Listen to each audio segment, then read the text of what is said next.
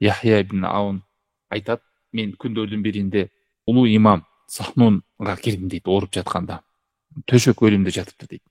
Бул дагы улуу имамдардан, табииндерден. Мындай кебетесин карасам, мындай бир тынчсыздануу бар өлүм алдында. Аллахка жолугууда. Ага кайрылып айттым дейт. Эмне тынчсызданып атасың? Аллахка жолукканы бара турган болсоң, сен чындыгында пайгамбарларга ыйман келтирдиң, өлөр күнгө ыйман келтирдиң, эсеп кысапка ыйман келтирдиң. Бейиш бар, тозок бар.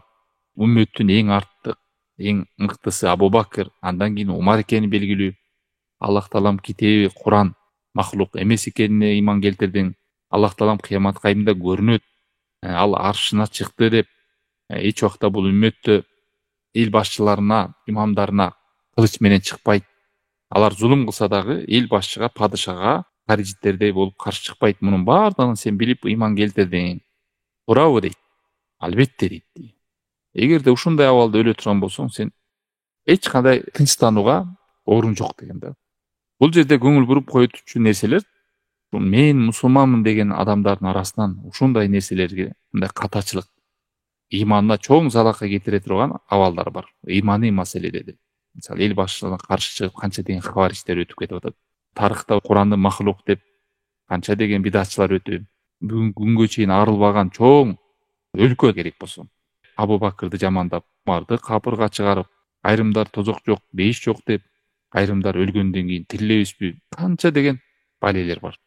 Мына ушулардын баарын санап айтып берген. Булардын бирине да сенде шек күмөнүң жок да, анда сен өлүүдөн эч кандай тынчтанбай эле кой деген эпти айткан.